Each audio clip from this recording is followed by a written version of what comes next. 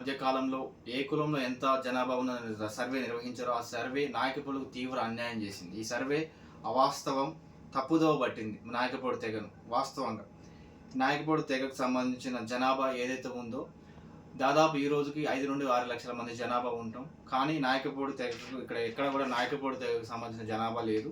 ఇక్కడ నాయకపోడు తెగ ఏదైతే ఉందో సీరియల్ నెంబర్ 6 ఆ తెగలో ఉన్నటువంటి గోండు తెగలో చూపబడుతుంది. 3,81,890 మంది జనాభాగా నాయకపోడు యొక్క జనాభా గోండుల జనాభాగా చూపబడుతుంది. అలాగే కొంతమంది మిత్రులు ఫోన్ చేసి అడగడం జరుగుతుంది, నాయక్ అనే ఉన్నది 16,500 మంది జనాభా ఉన్నట్టు చూపబడుతుంది. నాయకది వాస్తవమే, కానీ నాయక్ అనే తెగ ఏజెన్సీ ట్రాక్లో ఉన్నటువంటి తెగ, దానికి మనకి ఎలాంటి సంబంధం లేదు. మన తెగ నాయకపోడు గోండు తెగ, మన యొక్క నాయకపోడు తెగ గోండుల యొక్క జనాభాలో చూపబడుతుంది. గోండు తెగతో సమానంగా దాంట్లో చూపబడుతుంది. ఇక్కడే తీవ్ర అన్యాయం జరుగుతుంది, ఇక్కడ తీవ్ర నష్టం జరుగుతుంది. దీనిపైన ముందు ఉద్యమం చేయాల్సి ఉంటుంది.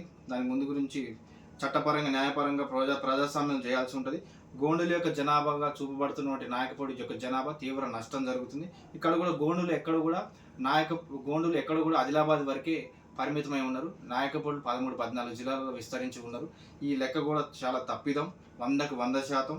నాయక్ అనే కమ్యూనిటీ ఇక్కడ ఏజెన్సీ ట్రాక్లో ఉన్నటువంటి 16,500 మంది జనాభా, ఇది నాయకపోడి యొక్క జనాభా కానే కాదు. మన జనాభా గోండులకు జనాభా చూపబడుతుంది. కానీ దీన్ని పూర్తిగా ఖండిస్తున్నాం. 100కు 100%. దీనిపైన ముందుకు వెళ్తాం.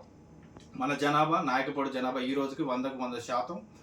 4 నుండి 6 లక్షల మంది జనాభా ఎగ్జాక్ట్లీగా ప్రాపర్గా మా యొక్క అంచనా. దీన్ని సర్వే నిర్వహిస్తాం, ముందుకెళ్తాం.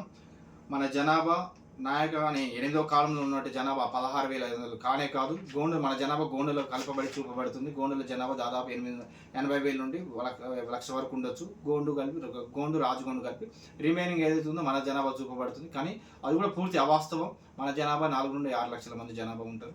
దీనిపై ఎలాంటి సందేహం వద్దు. ముందు దానికి సంబంధించిన అంశాలపై చట్టపరంగా లీగల్గా డాక్యుమెంట్స్ తోటి మేము ముందుంటాం. జై ఆదివాసి, జై నాయకపోడు.